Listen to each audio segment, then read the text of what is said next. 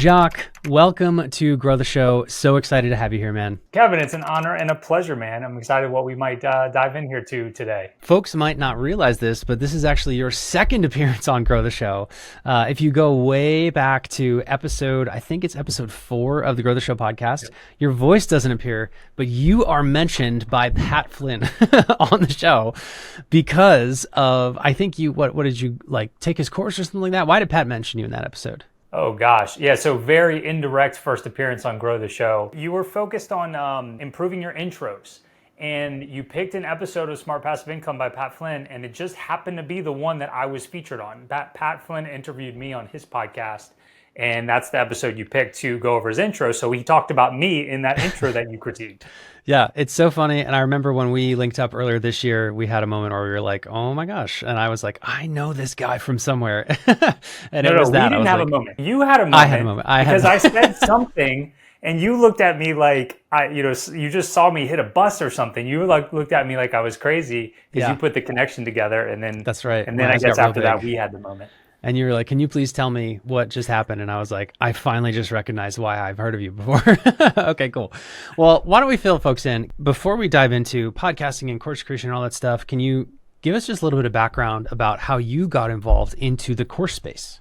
I got an idea for an online course in 2013. At the time, I was working as a full-time electrical engineer. I worked that same job for 8 years. In fact, my whole life, I wanted to be an engineer, never thought about being an entrepreneur of any sort. Certainly when I was a kid growing up, online courses weren't really a thing. I'm kind of old. I got a few gray hairs here, Kevin, a little more than you. And I never wanted to be an entrepreneur because it seemed like being an entrepreneur in my head was like, we have to have a brick and mortar presence. We have to take out a lot of debt or get people to invest in us. We have to have a lot of employees. We have to work a lot of hours, right? None of that appealed to me. What did appeal to me is going to get a 4-year education, not having to go to grad school to get a high paying job as an engineer, very left brain, good at math, horrible at like English and whatnot.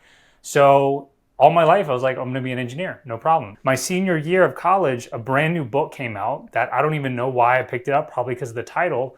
It was called The 4-Hour Workweek. Reading that book for the first time, I was like, I kind of want to be an entrepreneur, but I want to be this kind of entrepreneur. It was a total paradigm shift for me because he explained like online businesses and outsourcing and how you didn't have to have a brick and mortar presence. You didn't have to take out a lot of capital or debt. You didn't have to have necessarily a local team. He talked a lot about outsourcing and automation, really cool stuff that I learned about in that book. But the most important part was not just what he created in and of itself, but what I was really drawn to was all these cool things that thing he created allowed him to do. All these adventures, all these cool things with his life. So I was like, okay, this sounds amazing.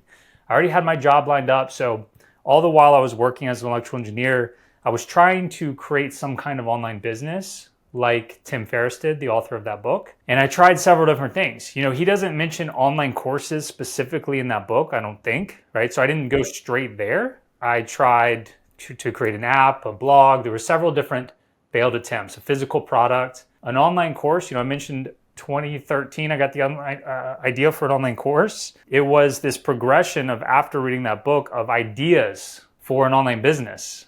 And it was my 7th idea. The first 6 never made $1.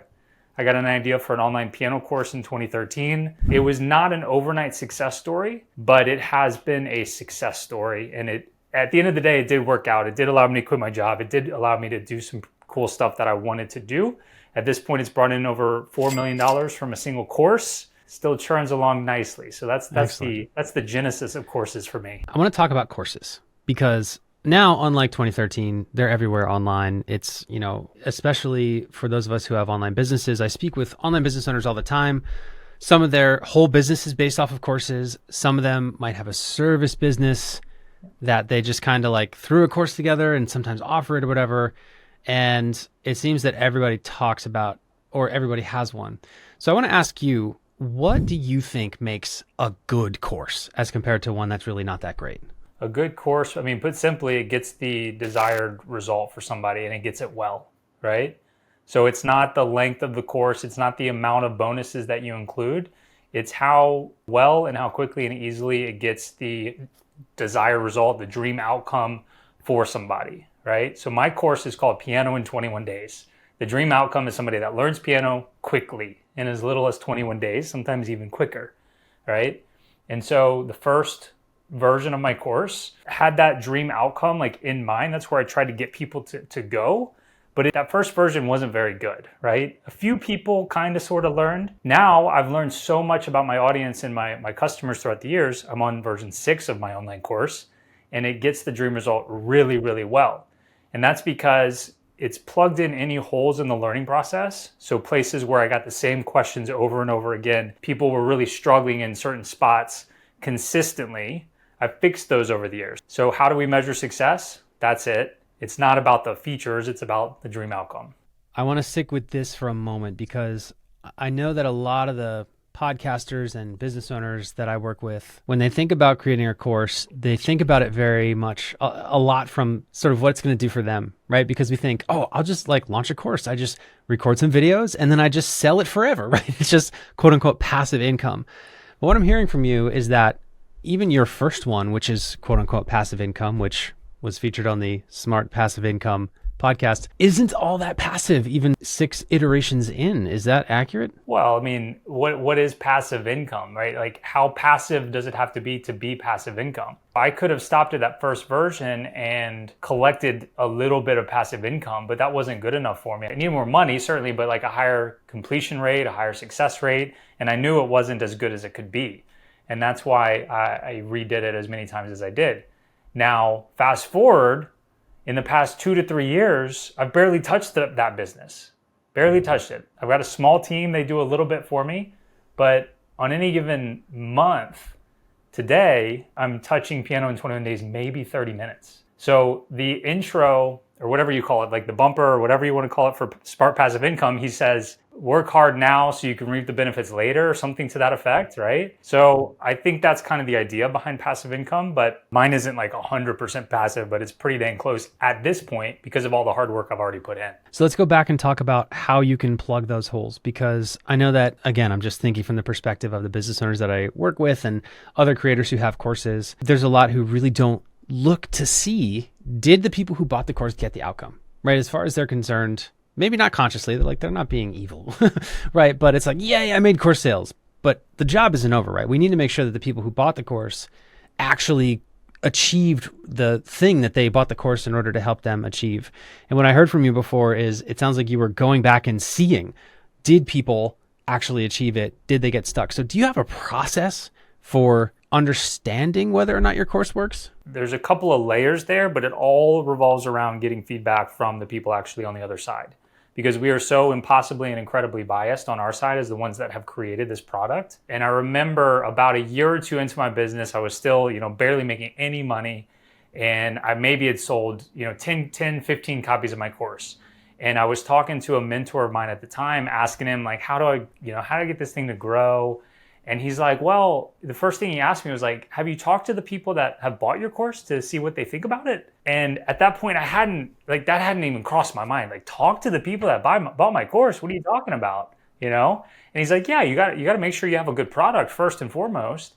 And so I actually reached out to people, emailed them on an individual level to get feedback, which was terrifying at the time.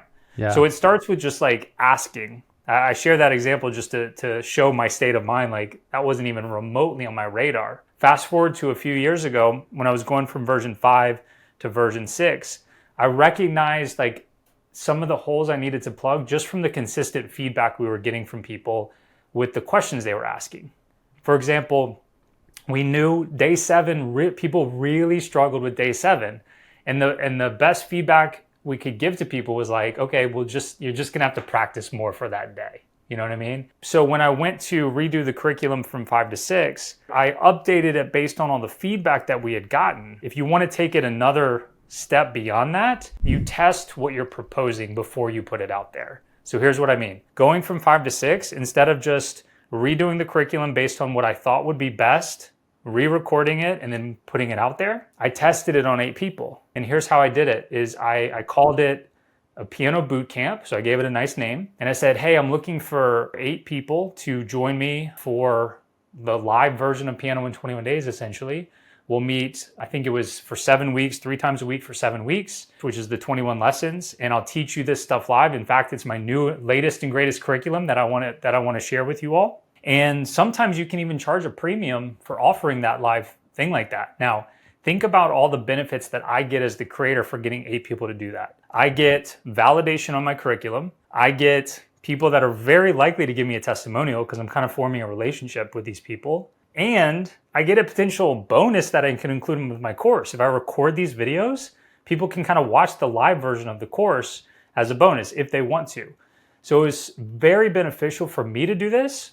So I put the offer out there accordingly. I said, if you want to take part in this, it's $1,000. But if you show up every time and you do the work, I'll give you a full refund at the end. Because I only get those 3 benefits if everybody shows up and does the work, right? So, they say when people pay, they pay attention. So I charge a higher amount for, this is a non-money making niche, right? You could charge a lot more than that if I'm teaching somebody to start a business in 21 days, right? But I'm teaching them piano. $1,000 is a lot over 21 days. And then incentivize them to want to get that money back too. So all 8 people, they ended up getting their money back. I had to hold on to their $8,000 for a couple of months, and it worked. It worked. Can I give you one example of like the feedback that I got during that process? I was going to ask for it. Please do. So I had one brand new lesson that I was really excited about that had never been in the course before. And I really felt like it was going to plug up several holes by just having this one whole new lesson, right? It was day 9. And so I was very nervous going into that lesson because it was brand new. I was excited about it, but I didn't know how it would land. And so I presented the lesson that day, and it went great. It went phenomenally. People, like the floodgates were open. I heard that term. Like people's minds were kind of it was a music theory lesson explained in a different way than like an engineer would explain it, not a music teacher. And so people kind of understood what scales and keys and music theory were for the first time. I was really excited about it. It worked. It landed. I was on top of the world. I thought I was the man. I thought I was the greatest piano teacher ever. Awesome. So it was a keeper, right? That was the lesson learned there. Going into the next lesson, day 10, I still think I'm the man. I'm teaching a concept that I've taught plenty of times before. And these people looked at me like they didn't know who I was. It just went so far over their head, that very next lesson. And so I had to tweak that next one. So I got the feedback on the one I was nervous about, the new one, that it was good. But then going from that concept to this other one that used to be earlier in the course did not work. So I got positive feedback and negative feedback. I wouldn't have known that had I not taught it to these people live. Gosh, that's so funny. How many times I've been just, whatever my expectations were, I was totally wrong, right? Like, this is going to be the best. Crickets. This is going to be horrible. People love it. It's so funny how you just never know, even years into the game. Yeah. Awesome. So how do you know when it's time for a new version of the course? So that's very niche dependent. You got to think about how evergreen your topic is, right? Okay. The actual piano hasn't changed in hundreds of years, if ever, right? I have a very evergreen topic. However, if you're teaching a course about ChatGPT or something else, technology based, I've got courses on how to use like online course software, like how to use Kajabi, how to use School, right? I've got to kind of update those every year because the software, the technology itself is changing. So the way that I know when it's time to update that is when I get an abundance of questions from people saying, hey, this isn't where you said it was in this video, and that's not where you said it was in this video. It's like, okay, it's time to re-record that. As far as, not the reason being because software and technology changes. How do you know it's time to update the course? I would say if people aren't getting the result or you're getting a lot of feedback from people kind of with the same questions and you know that you could do a better job the next time, right? That version 6 that has been in place for 2 or 3 years now for Piano in 21 Days, I wasn't capable of recording that course without those previous 5 versions. It had to go through this process. And I know that if somebody else is starting from scratch, putting out an online piano course, they're not going to be able to make one that good at the beginning. You got to go through these iterations to get something amazing. One of the hardest parts for me about creating course material is not putting too much stuff in it, right? Because I've just got all this knowledge about here, do this, there's these hacks, there's these tips, there's these tricks. And also when it comes to conceptualizing, making, growing, and monetizing a podcast, there's a lot to do. So I'm curious, when is it enough for a granular course versus how can you tell if you're trying to kind of put too many things into one course? Do you have a way for parsing that out? Yeah, the way that I do it, and there may be better ways out there, but is I actually envision real people going through the process. So if we're talking about something you're working on that hasn't launched yet, I have this sticky note method where you can either do it physical or you can do it in sticky note software, but you want to lay out your entire curriculum by modules and lessons out on, I keep pointing to my big desk here. Most people are probably listening with audio, but there's great online software like mural.co, mural.co is what I use when I want to do the online version. You kind of lay out your curriculum. It should be step by step in order, everything they need, but nothing more. And then what you do is you take sticky notes and you put real names or real people that you have helped with something like this before, or that you know you could help with something like this. And you say, okay, Spencer, let me picture Spencer going through this. Let me think about what problems, obstacles he would have. How would he go about this? Would he really want to do this after this, and so on? So it's not theoretical. You're thinking about real people going through this process. And you want to ask yourselves questions like, is this too much? Is this unnecessary? Is there anything we can cut here? Because we want to get people to the other side of this, which is the dream outcome they're looking for, in the easiest and fastest and sometimes cheapest way possible. So it's not about including as much as possible. We actually want to get them there easier and faster, right? Piano in 21 days, not piano in 21 months, right? Right. Yeah. And then as far as like bonuses you include with your course, the bonuses should not feel like more work. Sometimes when you include bonuses along with your course, you're doing it because you want to increase the perceived value of what you're offering, but it actually decreases the perceived value because to the person on the other end, it feels like more work. It's like, oh, I'm going to have to do that too. Oh, I'm going to have to do that too to get to the desired outcome.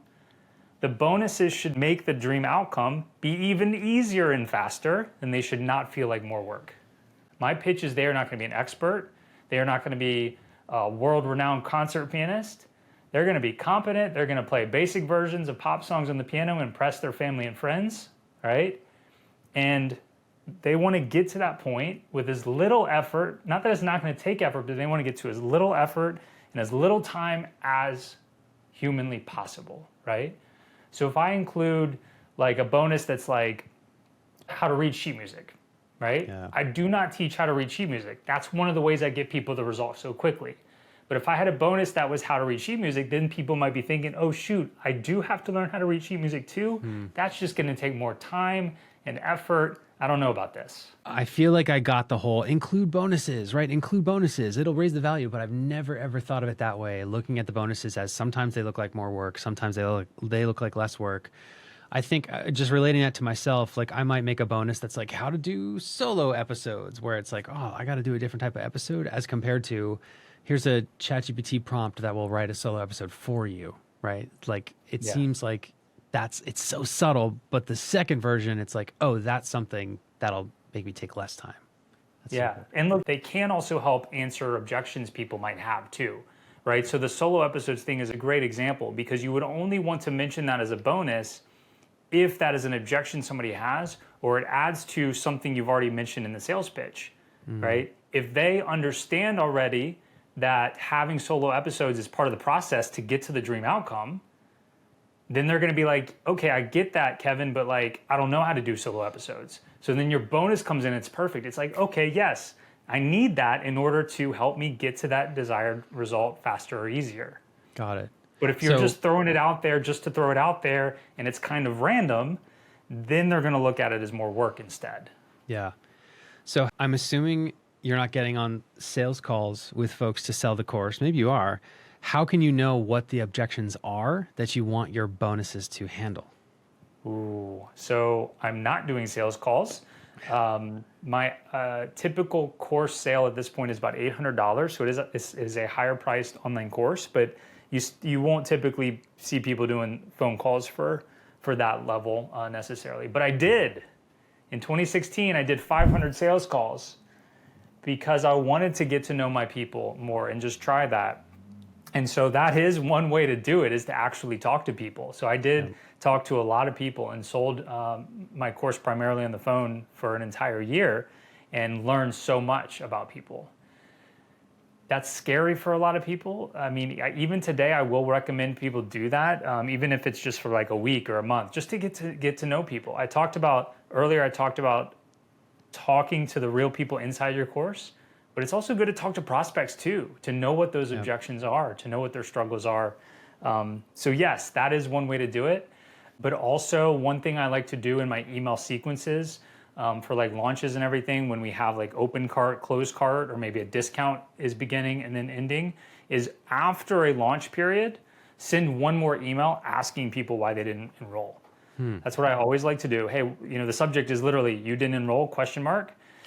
And you keep it super casual. You don't want to have any images or links in that email. I've even had people where all of my launch emails went to spam because there's links and it's promotional. And then they get that last email asking why they didn't enroll. They're like, oh, I didn't even realize. I just found out it all went to spam, and they end up signing up.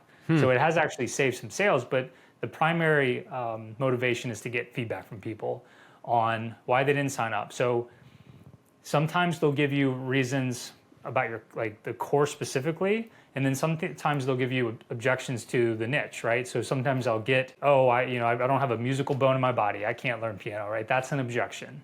But to take that even another step, if you send that email, ask people for 3 reasons why they didn't sign up, because people will almost always say money or time. Price, time, yep. Price, time, right? Almost always that will be one of their go-to reasons if you say, give me a reason why you didn't sign up. But if you ask for a 3rd reason, you say, hey, give me 3 reasons, then you might start getting into the real reason. The actual reason. Yeah, we say that on one-on-one sales calls, is that timing and price, everybody says that's why they're not buying. That's true for maybe 10, 15% of them. For the rest of the 85%, there's something else that they're just not saying, because it's just so much easier to say, oh, it's too expensive. That's brilliant. So I'm guessing then you would get that feedback, and then for the next go round, try to just adjust your marketing and sales process for the course to try and plug those objections. Is that what you're saying? Yeah, exactly. Yeah, keep a running list of those objections. That way you can use them when you talk about your marketing, or use them when you're crafting bonuses that you include with your offer. Yeah.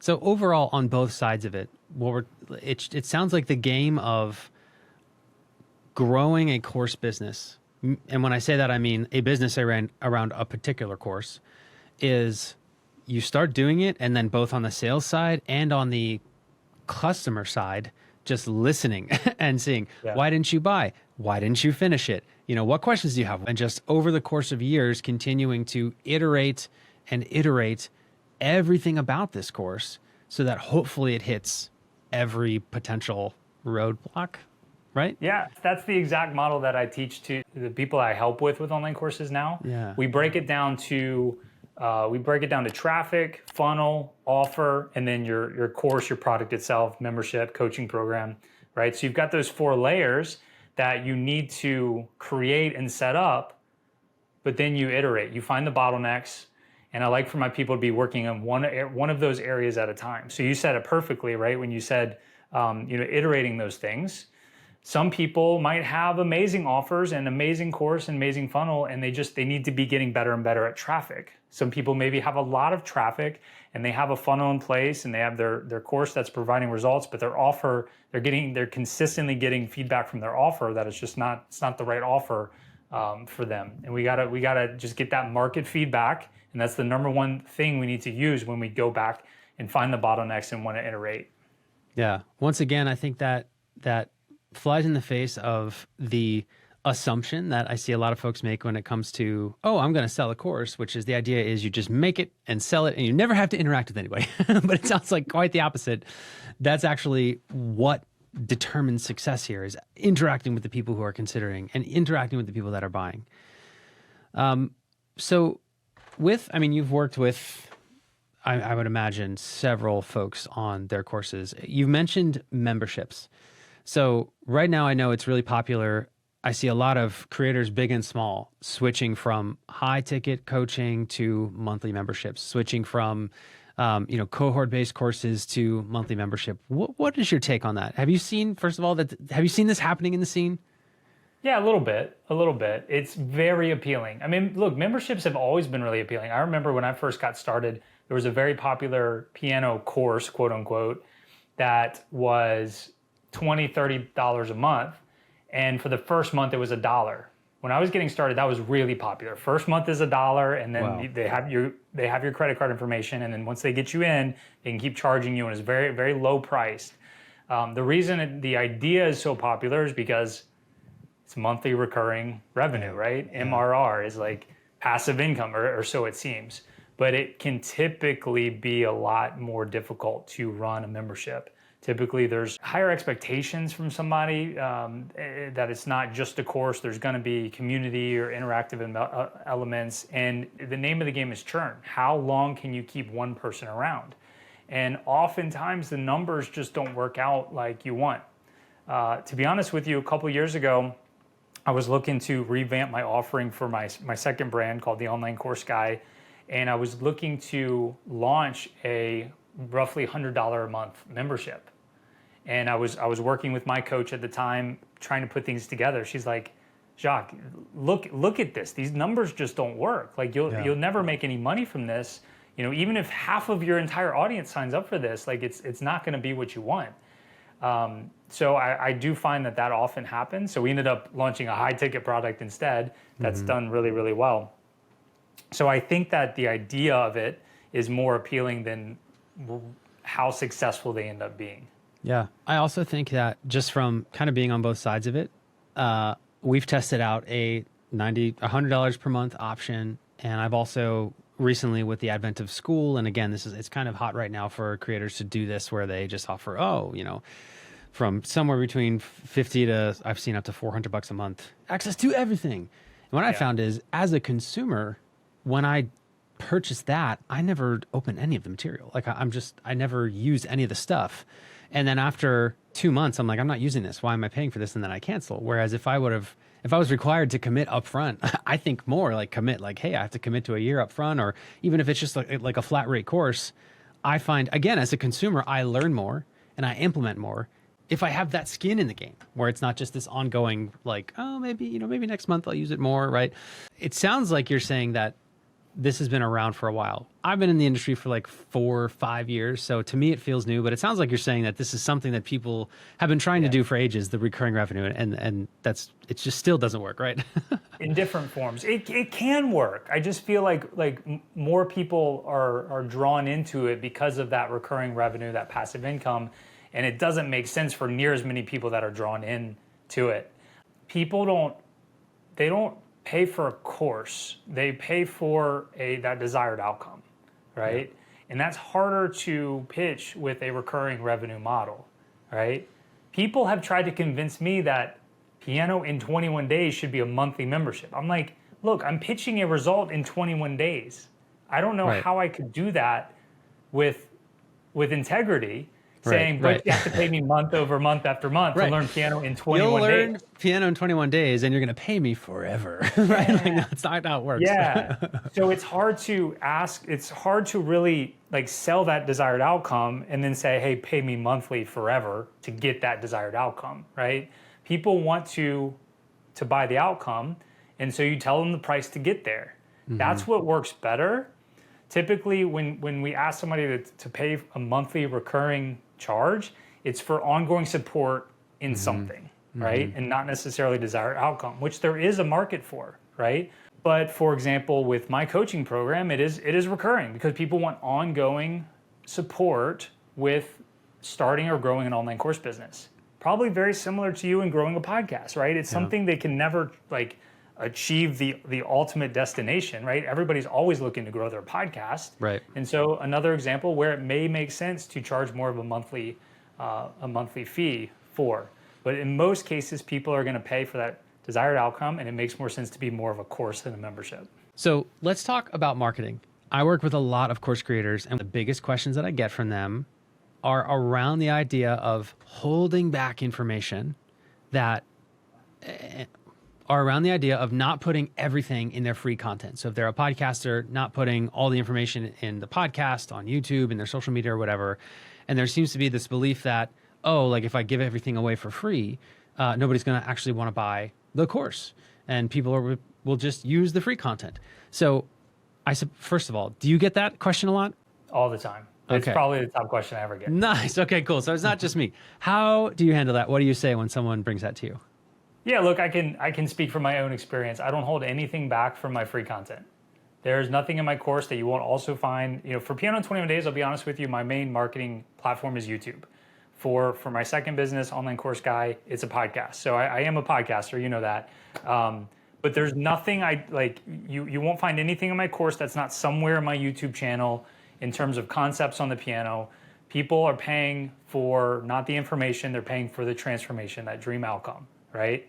And so it's going to be very hard to achieve that with just my YouTube videos because they're not in order. They wouldn't know which order to put them in. It's not this one nice clean package that they buy and then they can just start going through it, right? So from my own experience, one person, it has not mattered. In fact, it's a good thing because there's a lot of content I can put out there. Everything that I have to teach on piano is out there on my YouTube channel, as well as inside my online course. It's just packaged up differently.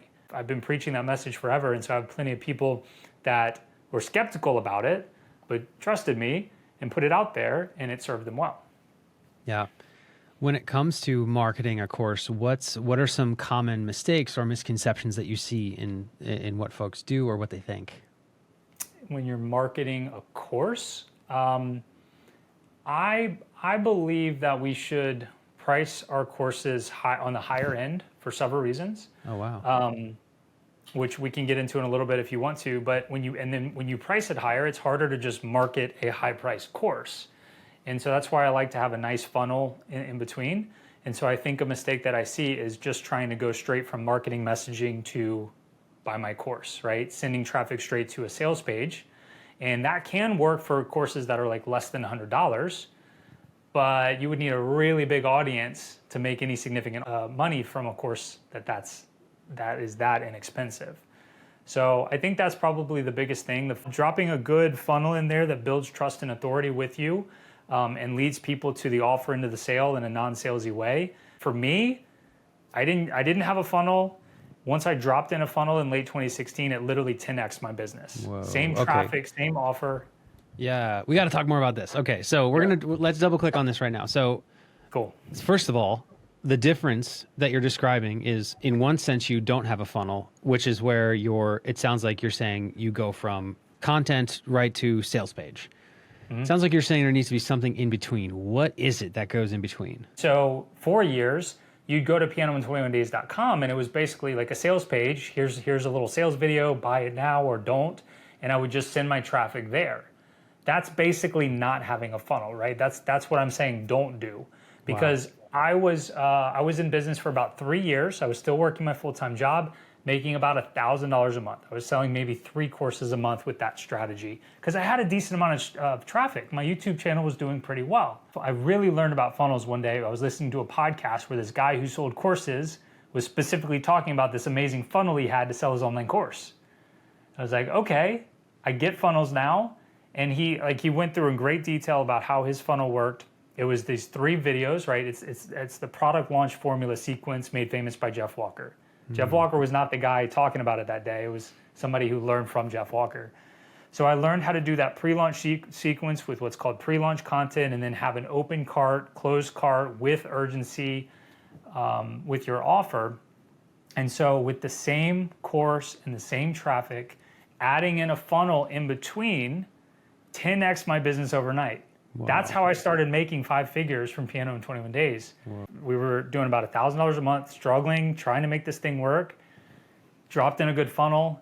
We started making $10,000 a month. Ever since then, we've never made less than 5 figures in a single month. Whoa. That's fascinating. How do you ethically add urgency and scarcity to something that is evergreen and is free to replicate? Love it. Love that question. Okay. So first of all, the number one way to do that is make sure what you say you're going to do is true, right? So Always be truthful. So if you come to my website, Kevin, you opt in, and in like 12 days is the close cart day, and I say, hey, last call at midnight tonight, you're not gonna be able to get this anymore. And you click on it the next day at 6 a.m., you shouldn't be able to get to it anymore, right? So it starts there.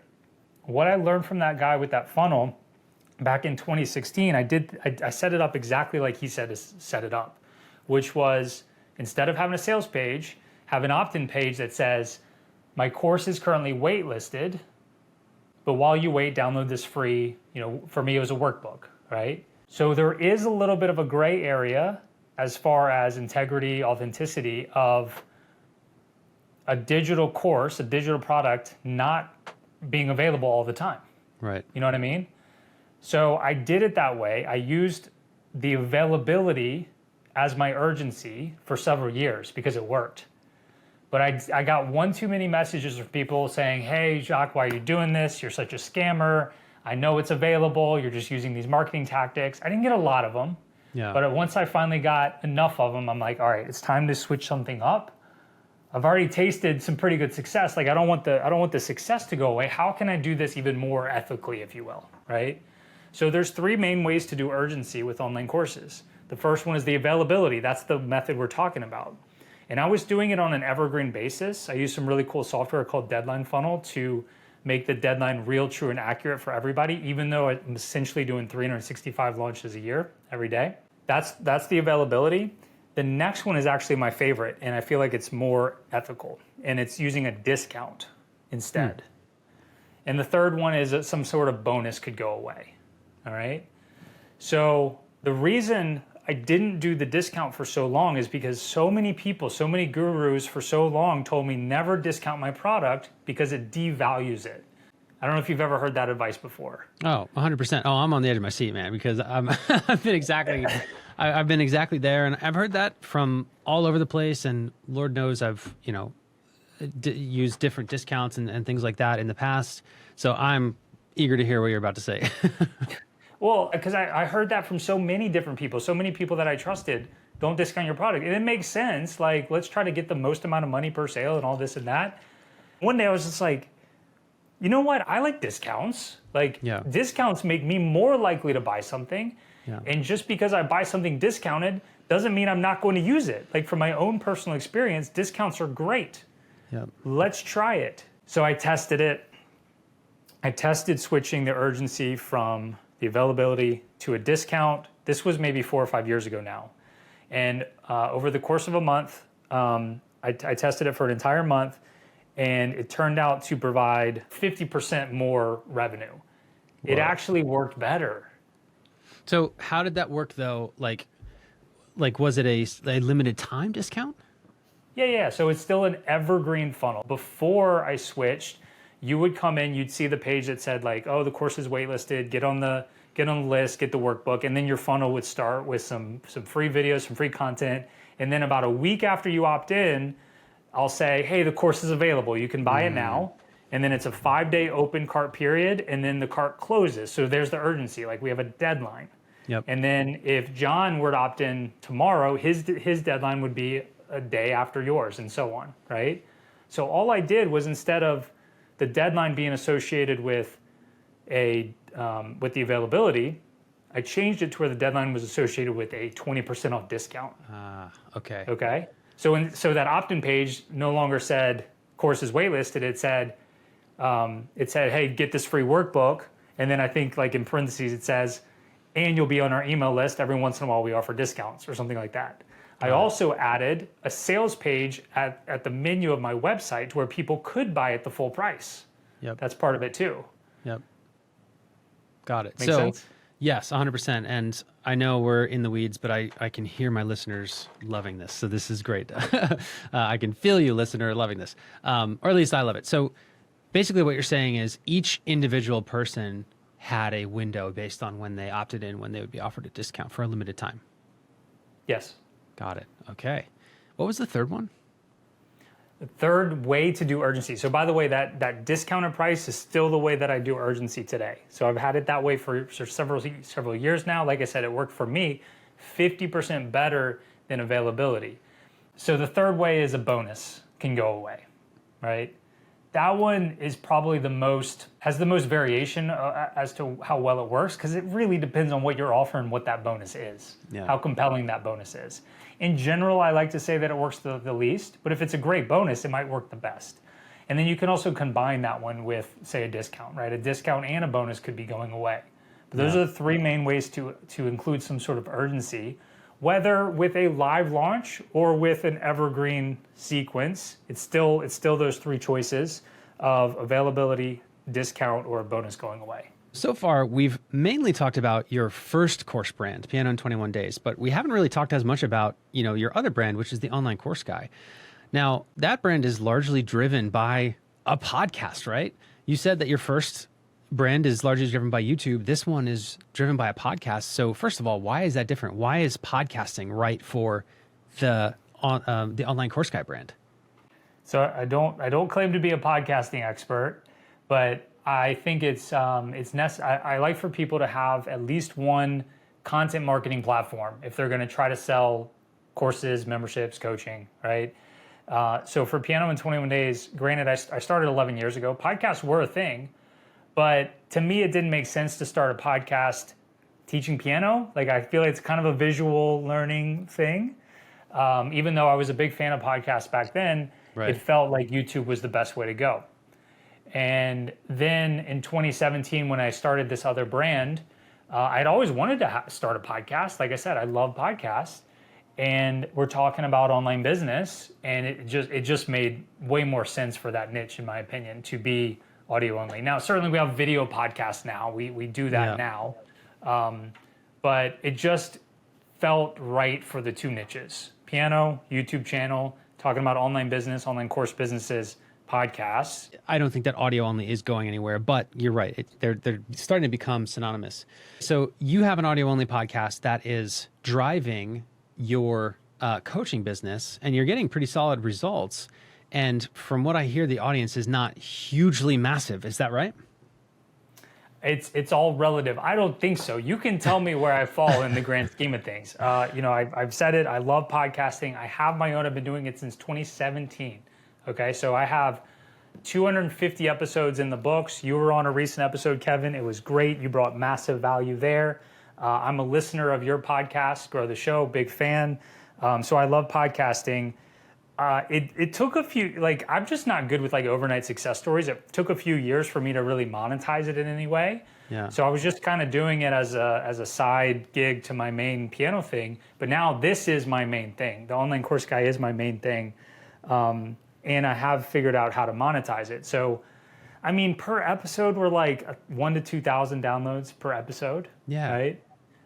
Just last week, I had some podcast network reach out to me, pitching me to join their podcast network. I don't even know what that means. In fact, I thought about running it by you to be like, should I even reply to this email? And so I did. They kind of gave me a quote. They were like, how many monthly downloads do you get? So I think it was 6,500. And so I got a quote for $135 is how much I could expect to make, I guess, from adding ads to my podcast. What you experienced with that podcast network reaching out is basically what I don't think a lot of people realize is that how much money you make from your podcast is only directly correlated to your audience size if the only way that you monetize your podcast is sponsorship. So what you experienced is that at 6,000 downloads per month, if you monetize with sponsorships via a network who's probably going to take a 40% or more cut, your take home monthly is going to be a whopping $130, right? Which is not worth it. But can you share, would you be willing to share how much business the show is generating for the coaching business? So roughly $500,000 a year at this point. Yeah. Through a coaching program, right? That's the offer. It's not just a passive online course. It's a high ticket coaching program, 5 to 10K per person, from an audience that's, maybe 2,000 people, something like that. So that's the way, I mentioned the numbers working out earlier, right? I was thinking about doing $100 a month membership. I have a fairly small audience on this side, and that just wouldn't have worked out really well. So I went the high ticket coaching program. Fortunately, I really love this stuff, and I love personally working with people. It's a group coaching program. And my audience 100% comes from the podcast. Now, I'm not a new podcast. I've been around for 7 years now. And so there's a big backlog. But what's amazing about podcasting is just like, I haven't seen any other platform that can just build the trust and authority with people like a podcast does. 100%. Like I'll say, I don't always do calls with people before they join my program, but sometimes I'll do. And like half the time people are like, wow, it's like surreal to talk to you live. I've listened to you for hours and hours and hours. I feel like I know you so well, right? So the amount of goodwill and trust and authority you build with a podcast is just unlike anything else. And this comes from somebody who's had a YouTube channel for 11 years. I've worked 100%. With lots of people who have been successful with, TikTok and Instagram. There's nothing like podcasting. And my ratio of size of my audience to how much money I'm able to monetize that audience, I feel like is huge. And I feel like it's because my medium is a podcast. 100%. No, it's true. I literally just sent an email to my list this morning along the lines of that talks about this, where I come across tons of entrepreneurs who, they have a few hundred to maybe a couple thousand downloads per episode, and they're making unbelievably outsized revenue from that show. Now, yes, granted, you have an entire coaching business on the back end, which is a lot of work, right? Like you still have to build and run a business, but you're right. Like the show doesn't have to be huge in order to bring significant returns. My question for you, and then we got to wrap, is how are you currently getting folks from listener to, especially if you're not always doing a call, what does that process look like? Are you CTAing on the show? Like how are you getting people to join your program from the podcast? Yeah, so we pitch our lead magnet, which is the start of our funnel. All right, so we have a funnel with a little bit of discount involved if you get into the funnel of the coaching program. So we have a free workshop, webinar funnel. So we pitch the free training in the podcast. So that's how we get evergreen sales into the coaching program, meaning on any given day. But then we'll also a few times a year do more live launches. Right, I've got an email list of 2,000, 2,500 people that will launch to. But what I found with the podcast that works really well is to utilize the podcast feed in conjunction with your live launches. That has worked really, really well. So when I send out an email to my list that says, hey, this offer is now available, I also have a corresponding podcast episode. Sometimes they're 5 minutes, sometimes they're 20 minutes, something like that, talking about the offer, talking about the opportunity. And then once the offer goes away, I just remove that episode from the feed. Got it. So I don't know if that's a Kevin endorsed method, but that's worked really well for me, is to just drop in little episodes here and there trying to sell the program and then remove them from the feed so that people finding the feed later on don't see them. That's the key part. That's what a lot of people forget, is to remove it, because then you get people later that are like, oh, I want that thing. And you're like, oh no, that was last year. But no, it's incredible. And what's funny is I feel like we tend to weirdly get stuck, because what I'm hearing you say is like, you'll throw a little like 5-minute thing, maybe on an off day, right? A day that you don't usually publish an episode, which is totally freaking fine. Like there's nothing wrong with that. But I even myself get caught like thinking, oh, well, I only publish episodes on Tuesday. So, what do I do? But yeah, you can just totally throw something on the feed and it'll be the quickest way to reach your warmest leads. Because like you said, those are the people who are hearing your voice at this point. If they're listening every week, they're probably hearing your voice more than some of their family members, right? during the week. And so the know, like, trust factor is just 100% there. So yes, you officially get the Kevin stamp of approval on that one, for sure. And hey, if it works, keep freaking doing it. That's awesome. Yeah. Okay, Jacques. So if someone wants to learn more from you specifically about online courses, what can they do right now to enter your sphere? Cool. So I don't know if I've mentioned the name of my podcast at this point. It's called The Online Course Show. Very basic. Yeah. The Online Course Show. And then also I've got a free training on some of the things we talked about today. The 3 ways to do urgency. It's basically on what I call the online course business formula, where we go over this model of traffic, funnel, offer, and your course or product itself. And there's a couple other components as well. We talk about how all the components interact with each other, how to do each of the components, the reason that people fail with each of them. So it is truly my formula to success with an online course business. It's the online course business formula. This kind of came up earlier, but what I like to help people do is succeed with an online course business and not just a course. And that's kind of where, at a high level, most people fail, is they go and they make the course. And they think that's kind of like the biggest part, and they don't really do anything else. So I help with the entire online course business, and you can learn that framework, that structure in that free training. You can find that at oc.show/workshop, oc.show/workshop. Hell yeah. And we will throw that link in the show notes. Jacques, I have a feeling we will probably have you again on Grow the Show someday if you are willing. I feel like we just scratched the surface here. But for now, I want to thank you so much for the time today. I want to thank you as well, Kevin. Appreciate the opportunity.